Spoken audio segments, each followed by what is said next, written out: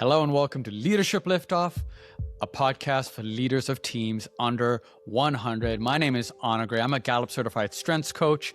For the last 8 years, I've been leading teams of under 100 in the nonprofit space. And today, we're going to be talking to Mike, an incredible leader. He started his first company in his 20s, and now he is doing something exciting all over again. I know you're going to get so much out of this conversation, but before we get going, would you like, subscribe, share, rate, review, do all those wonderful things, and enjoy the conversation.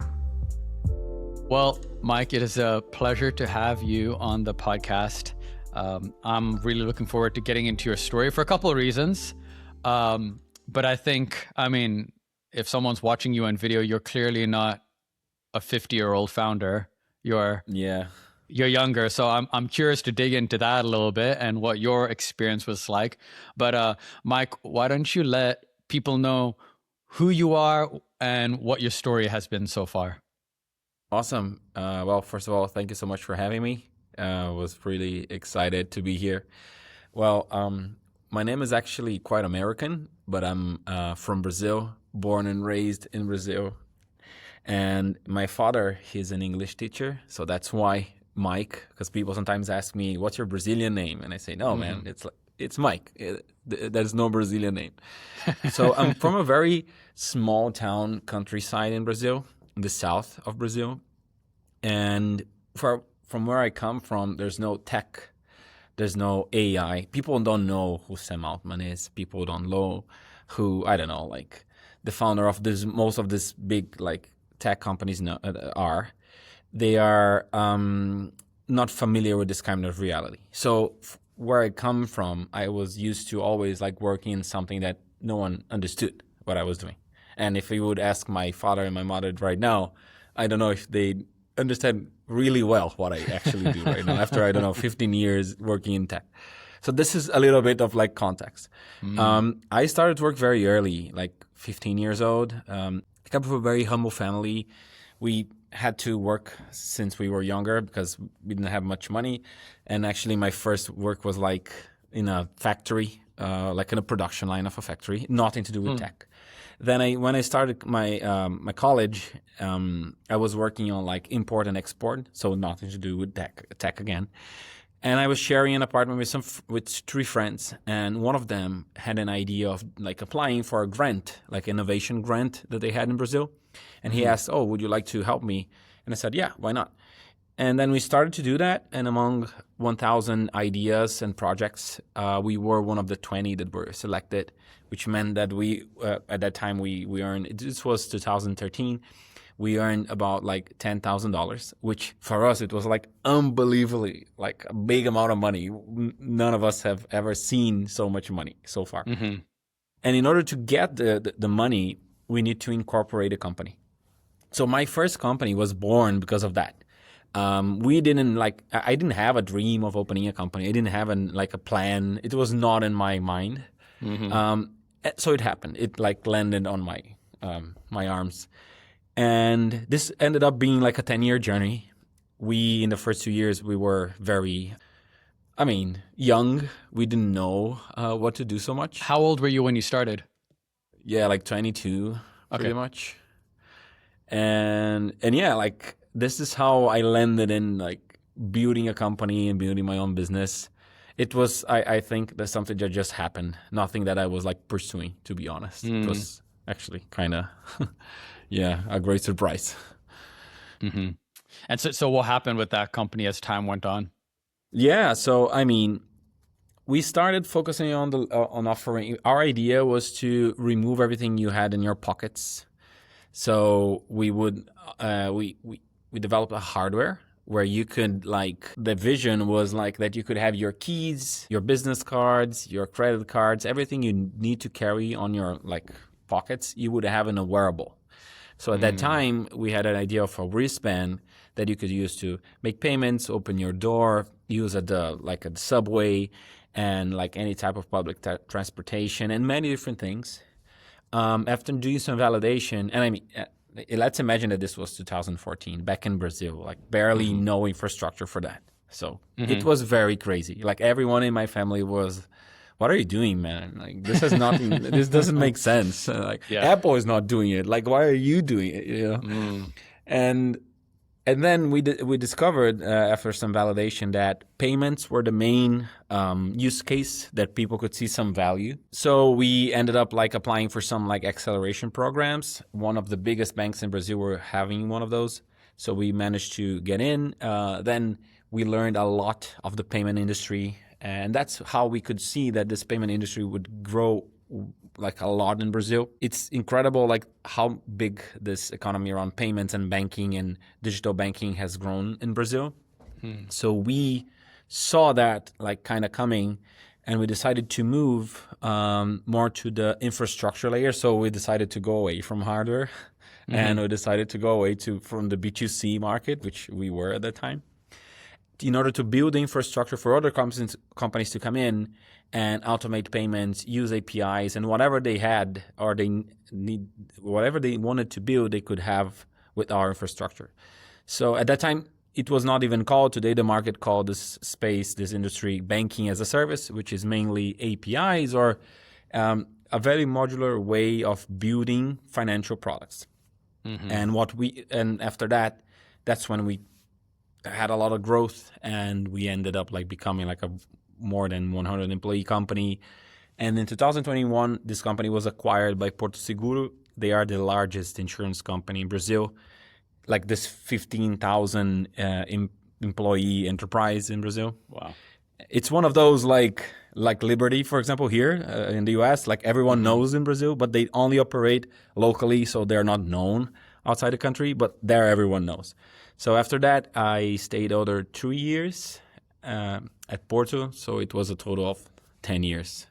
It was quite a ride. Yeah, I'm sure. 100 people that, well, just off the top of your head, what did you learn trying to manage and lead 100 people? It's very different. Your role changes along the way. So when you're like a 10 people team, alignment is something that you do while you're like getting coffee or like through a simple like message on Slack or like in a 15-minute talk when you're like, I don't know, just chilling out on the sofa. It's a bit more informal at that point. Totally. It's totally informal. You know everything what's going on. And everything, the strategy of the company changes in like this, like one conversation and like, listen, guys, we're not doing that anymore. We're doing this. Let's throw everything on the garbage. Let's change. And then when you're 50 people, then alignment starts to become a struggle, a bottleneck, because you have more people coming in. They start to assume things instead of asking. And they start acting on things without like asking is this the right thing to do? And sometimes you don't have like the right process for some stuff. And so it becomes more about how do you build the processes and this internal like SOPs, like how some people call SOPs, others would say like playbooks. But how do you create this like mechanisms for people to understand what's expected? But it's quite it's difficult because at the same point that you have a process, you don't want to be like so tightened up to that process to a matter that if something else happens, like you can be free to have a better decision if that makes sense, right? Yeah, of course. So it's not easy, but you become more like focused on management. So like middle management, having the leaders, and you start like to having to suddenly think on, wow, like how do I talk to these people and make them be there, like the leaders actually of a space. And you find that some people, they are like not good leaders. They don't want to be leaders actually. You look like to a good engineer and he is like so good at coding. And you think as him as someone that would, I don't know, like manage other people because he's like the best at that. But he doesn't want to do that. He wants to code. He wants to see it and code. So this type of things start to happen. Those people that were with you in the beginning that you would imagine that they would, I don't know, be managers or leaders, some of them don't want to do that. And some of them are not going to shine doing that. So you need to manage these expectations.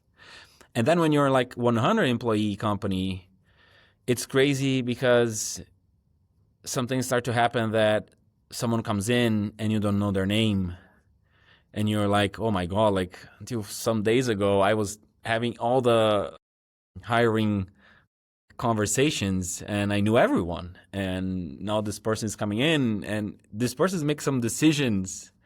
And at this point, the structure of the company is as important as, I don't know, your product roadmap or your sales roadmap. And for me, as I could see it, is that this is something that a while ago was like, I don't need to bother about that much.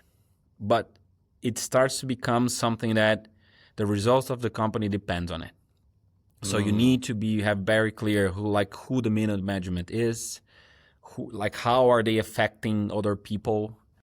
Are they being effective or not effective in the sense of motivating, understanding how to deal with that? And everything you do as a leader becomes like you need to be an example all the time. Everything you say, everything you do, some stupid things I could see started happening. Like I could not go to have lunch every day with the same people. I could see that the others would think I would favor this person somehow.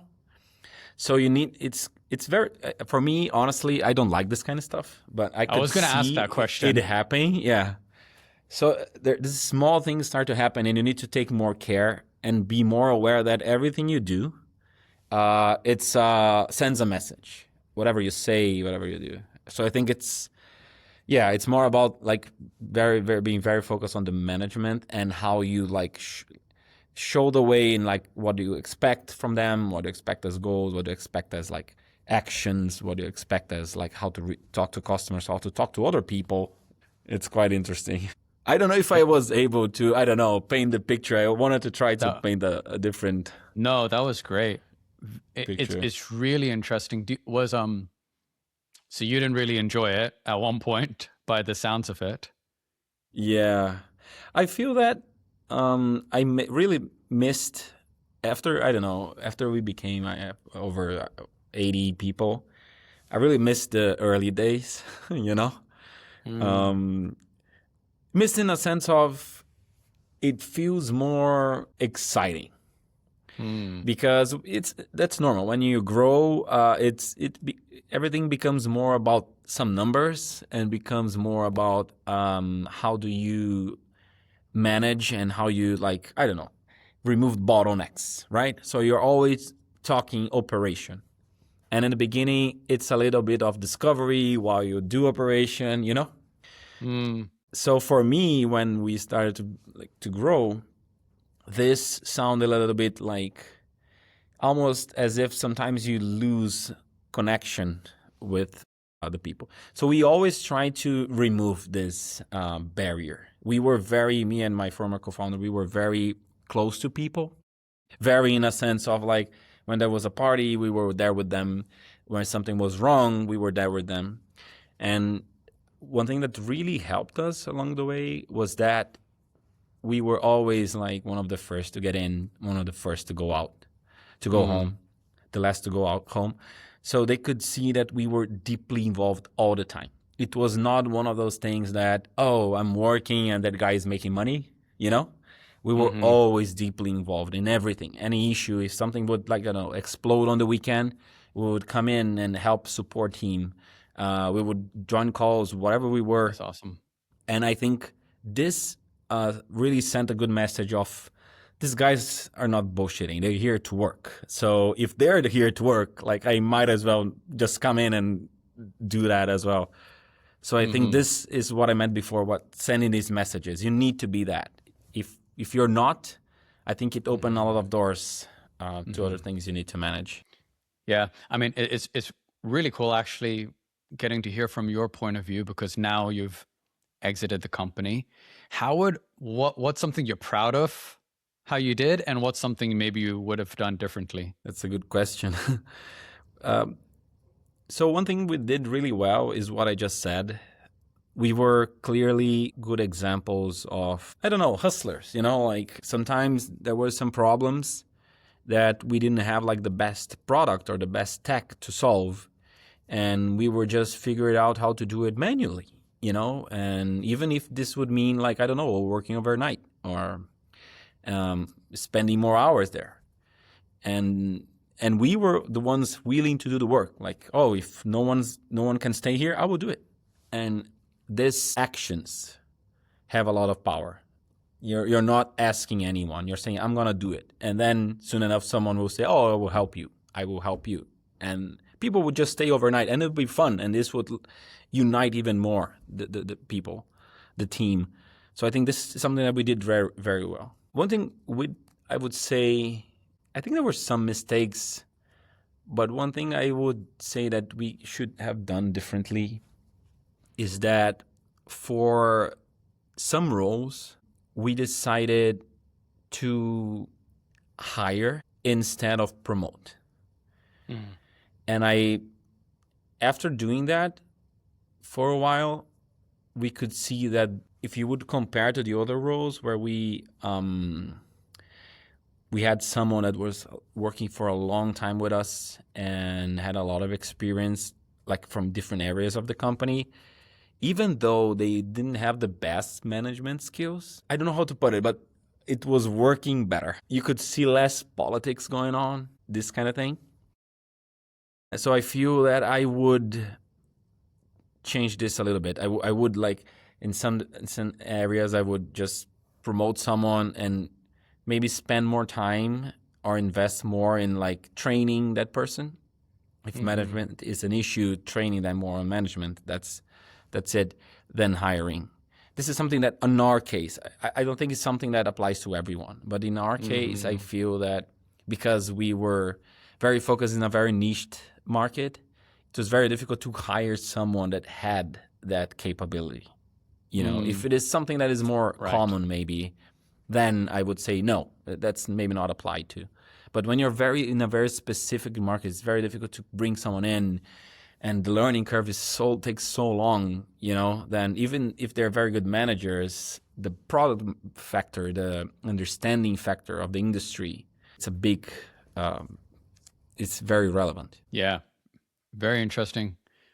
How would you do that hire different next time? Well, today, so I started a second company, and what we are trying to do is that I highly recommend everyone from the team to know everything from the product,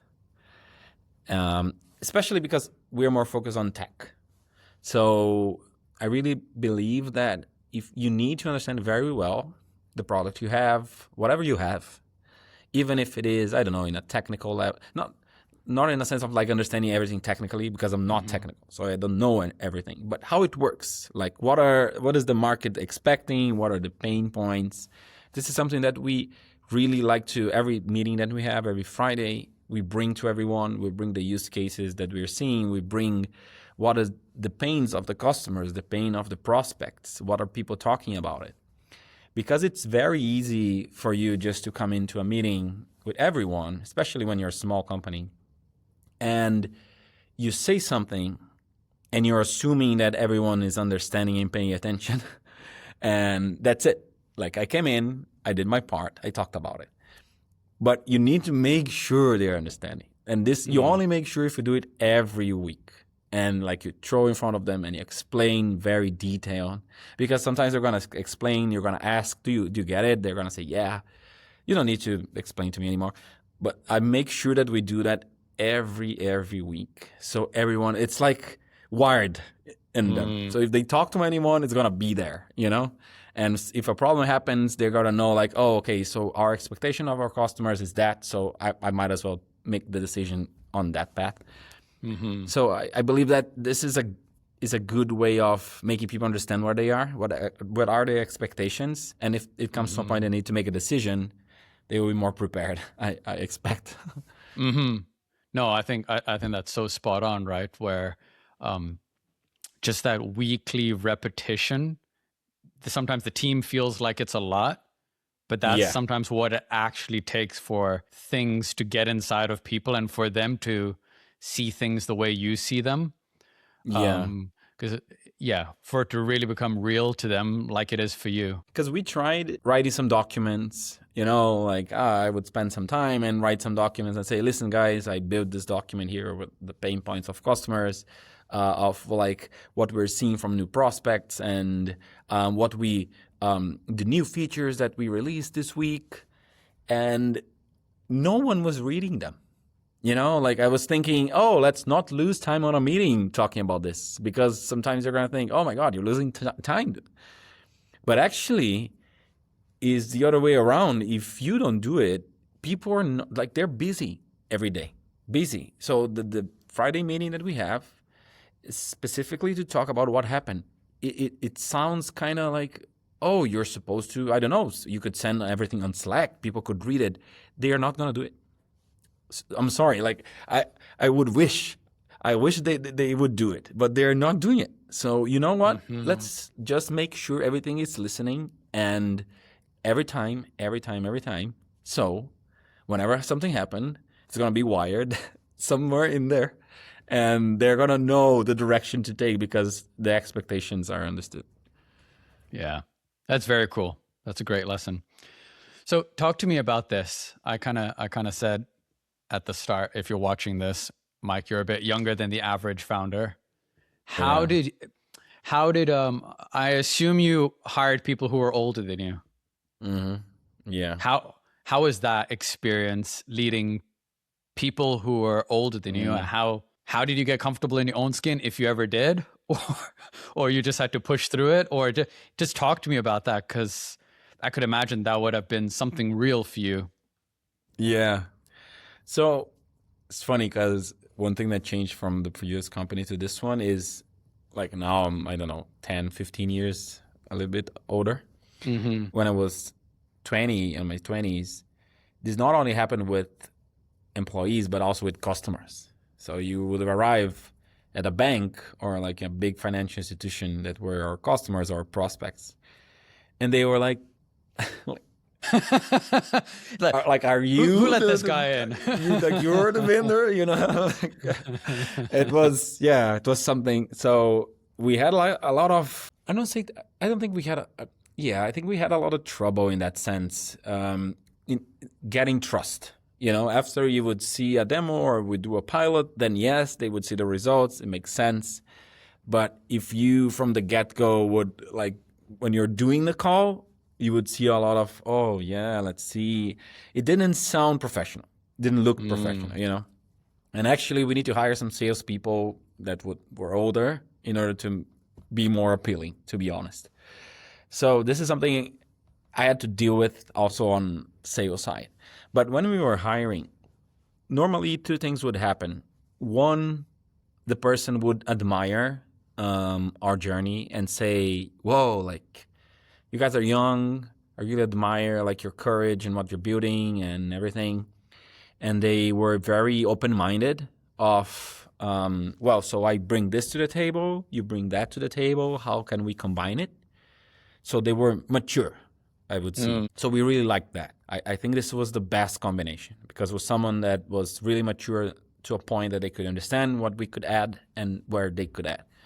And they would really respect us. And we would respect them as well. A second thing that used to commonly happen was, oh yeah, like, you're young, you don't know what you're talking about. And sure, sometimes that's dead on, that happened. But it was about the energy, like, everyone says things that they have no experience or very few experience. It doesn't matter your age. So they would act on it as if, oh, I'm older, so I know better. So these were the people that we actually, as time went on, we started to, like, monitor that from the beginning, because it's more of an attitude, that this person brings in. It's not about age, honestly. So this happened a couple of times, and for a while, like, we started to identify what were, like, the main soft skills and, like, actions that this person would do during the interview. So we would avoid having these people in, because it's not going to be only with me. We had, like, our team was very young, most of them, but it was not something required, So we were very open-minded, but this was just something that happened. So I think was the main. These were the two main profiles that we could see. Yeah, because actually, how they respond to you says more about them than it says about you. Yeah, totally. And I mean, we had very young people because when we started the company, we didn't have much budget. So what happened is that we had to hire very young people that were willing to work for very few money. And that's why many of the founding team and the early employees, they were so young. But after a while, we could see that they were hustlers. So people that were willing to, I don't know, just come in and put in the hours and work a lot. And when we were able to hire the best paying people, which normally they would be more experienced and a little bit older, this what was happening. And we could see that the best fit were the ones that would come in with open-minded and, wanted to add with their experience. Yeah, that's very interesting. What would you have wished someone would have said to you when you first got started? Two things. One is you don't need to worry about everything your employees think of you. This is something I did for a long time and used to bother me a lot, used to make me not sleep. And it was more something about me than the other person, because you're never going to be able to make everyone happy, right? And this can be from the smallest decisions to big decisions. And for a while, I was very worried about what people would think about me, about what I would say. And I remember one day that this young person that used to work at our support team, she was, I don't know, like 18. And she was a very stubborn person. This is not something I said. This is something that other people used to tell me. And I remember that one day, like, I tried to explain something to her because she asked me about, like, oh, what this customer means with this question. And I tried to explain to her. And she was very difficult to deal with. Like, she was thinking I was explaining something that didn't make sense and that would make the customer more angry. And at that day, I went home thinking, like, oh, wow, I think she's thinking that something bad of me. Maybe she was not, I don't know. I think she doesn't agree with what I say. I should talk to her next morning, explain more and more and more. And after that, it was like a good wake-up call where I understood, you know what? I'm okay with it. If she doesn't agree with what I said, like, what I said was the correct thing to say to the customer. At the end of the day, honestly, that's the most important thing. So if she doesn't agree with it, I don't care. So I started to be more, not in a sense I don't care with their feelings, but you need to understand that sometimes they're not going to agree with stuff, and you need to be okay with that. That's the period. So that's one.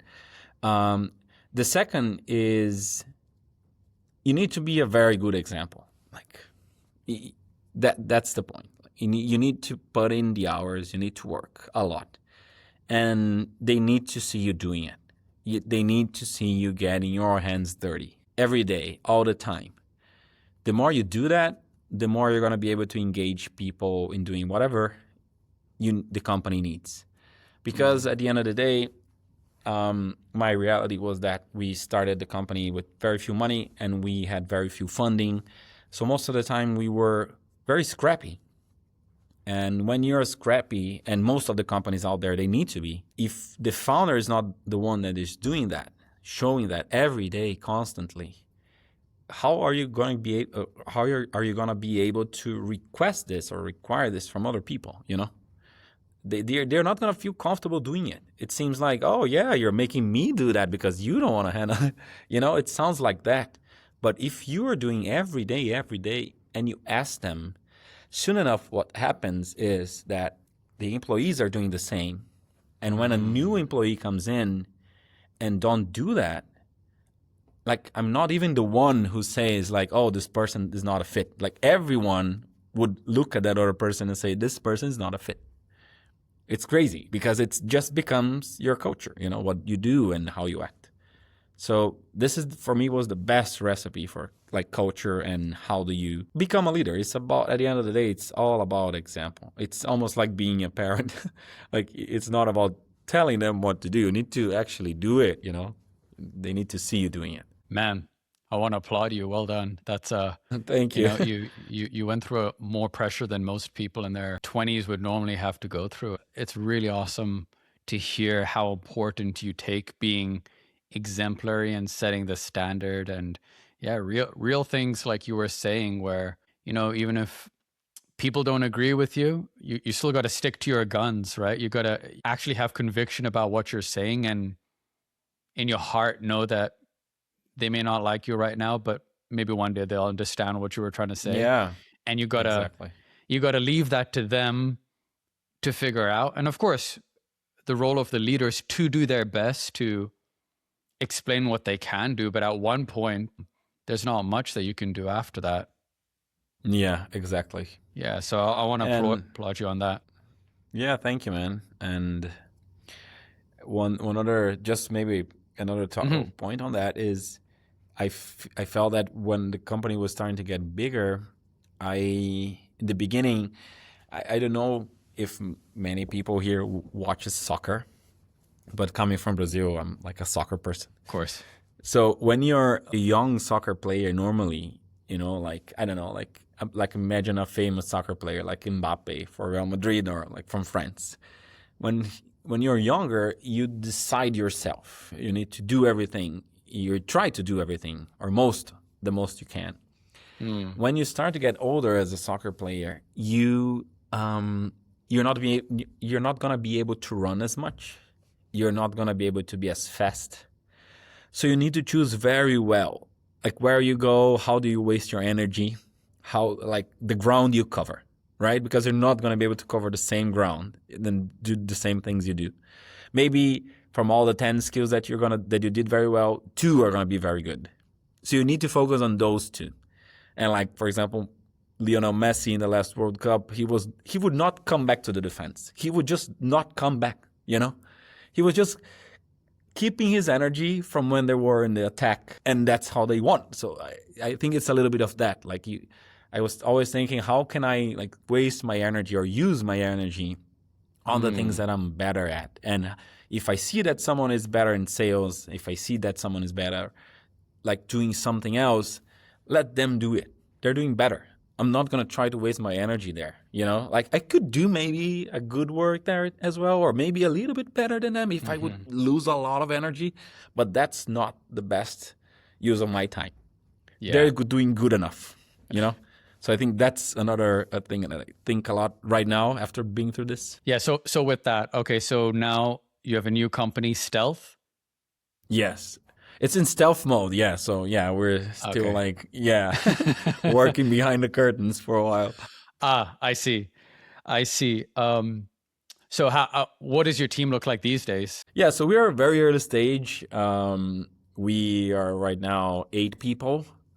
So I mean, it's very exciting. I really missed this early days. It's so fun, and I feel that the main difference from the previous one to this one is that I'm doing this strategy of the older player from the get go.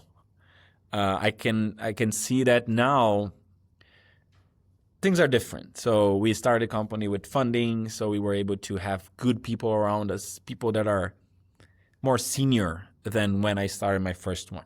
So I can clearly see that they're better than me in many different things. So I'm not gonna compete with that. I'm gonna let them do what they're good at and let me focus on where I'm better. So we become a better team.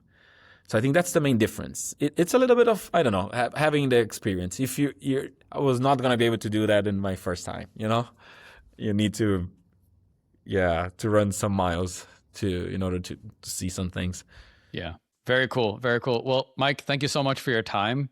Really, really cool story. And I think I think there's a lot of young leaders who would face maybe the same pressure you, or maybe at a smaller scale. But I think what you're saying is so relatable to a lot of people. And I applaud you. I think you're doing a great job. And so really awesome getting to talk to you. And hopefully see you around. Yeah.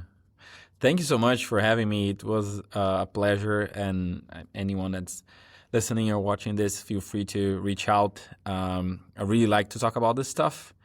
And it's something that I don't know, it's something that you learn along the way. It's not, you can read books and you can do everything you want to learn. But at the end of the day, is doing it. That's how I think you become better at it. So yeah. And congratulations on hosting this, because listening other people talk, it's when you come to some conclusions that maybe on your own you're not, and sometimes you don't know. Oh, am I doing it right? And you hear other people saying it, and you think, actually, I'm doing it right. I just need to have some patience. So yeah, congrats. I think sometimes you just need someone to give you a vote of confidence, and exactly, most of the time you're doing it right. You just need someone to say, actually, you're fine. You're doing better than you think. Yeah. And I think that's the truth for many, many leaders. I learned about leadership is sometimes you make decisions and don't see the fruit of the outcome of it straight away. You only see it a year, and that's hard, because the best decisions, you don't see them right now. You see them in a long time in the future. So it's when you hear stories and then you say to yourself, you know what, I actually made the right decision. I may not see the outcome right now, but one day I will. Yeah, that's true. Thank you so much, man. It was really a pleasure. Yes, pleasure. Well, I hope you enjoyed that conversation with Mike. I feel inspired, and especially if you're a young leader, I hope this really inspired you and equipped you, and maybe validated some of the experiences that you've had. But hey, if you got value out of it, would you like, subscribe, and share with other leaders so that they too can be equipped and we can build a great community together. See you next time.